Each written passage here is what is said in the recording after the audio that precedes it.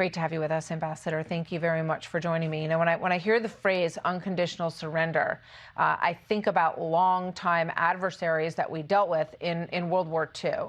And FDR used that language at the Casablanca Conference in 1943. He said peace can come to the world only by the total elimination of Japan and Japanese war power. The elimination of German, Japanese, and Italian war power means the unconditional surrender of all of them. And now we have our president calling for this same language with Iran. Your thoughts? Well, look, it's clearly part of Iran's strategy, Martha, to sow discord, to attack their neighbors, our allies across the Gulf, and try to separate them from Washington by attacking their infrastructure, their ports, their oil and natural gas facilities, even their international airports and otherwise. And it's doing the exact opposite. It is backfiring on Iran. I have met with nearly every ambassador in the Gulf just in the last 48 hours. I've never seen them more unified. I've never seen them more outraged. I've talked to them quite a bit. You know, their population is under attack. And I think you're going to see that unity get more and more solid as the day, more solidified as the days go on. You know, are they saying, how long is this going to last? How long do we have to, you know, put up with this incoming? Because clearly, many of them were hesitant about getting into this fight initially. Yeah. Well, I think what you're hearing from them isn't asking us that. It's demanding that of the Iranians. Right. Their leaders are talking to the Iranians and saying, what the heck do you think you're doing right now? But we saw fracturing, frankly, around Yemen. We saw some fracturing around Sudan between some of those countries. And again, they are incredibly unified right now. They're fighting back. They're hitting back. And they stand solidly with us and us with them. Doing a great job of shooting some of this stuff out of the sky, that's for sure. So that's who Pezeshkian is referring to when he says, I'm talking to other leaders and we're negotiating? Well, I don't know who he's referring to. I wouldn't trust a thing that comes out of his mouth, frankly. But I could tell you all of these countries are reading Tehran the Riot Act right now, and you're going to increasingly see them unified at not only in the United Nations, but at the world stage. Yeah.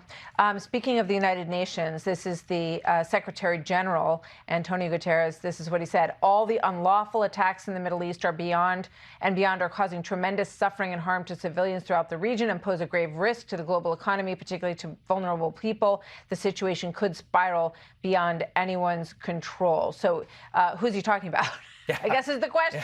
Is he talking about Iran's unlawful attacks, or is he talking about... It's a little unclear. I can tell you where the United Nations has been clear. For 20 years, we have had resolution after resolution after resolution.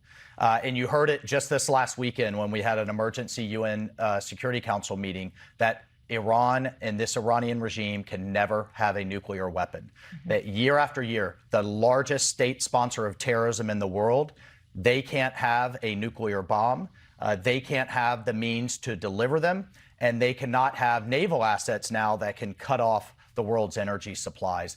All of what the UN has been saying now for decades, finally President Trump has said enough, is taking bold and decisive action. I think it's going to prove to be historic. And you know, at the end of the day, he is not a president of endless talk and resolution and strongly worded letter. He said, you know, this is that the point I keep making to the council members is this didn't start several days ago. This started in 1979 under the Carter administration, and President Trump is no longer going to kick the can.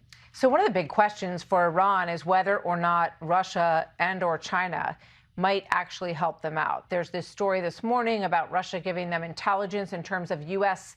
assets and bases and some information that they might have on that. And then just a short time ago on the wires, it says that Pezeshkian, the Iranian president, has held a phone call with Putin to discuss what's going on in the region. What's your reaction to that? Well, we've seen these kind of marriages of convenience, so to speak, where Iran has provided Russia its one-way attack drones that they've then used against Ukraine. You've seen some reciprocation from the Russians. But look, I think you're going to see a real fair weather friend here. We saw this during the 12-day war last June when President Trump took that bold and decisive action that Iran and China backed away. And they need the relationships with the Gulf Arabs way more than they need Iran. And that's what I think the president's always said he has a good relationship with Putin, despite obviously the war and the president's desire to see that war end.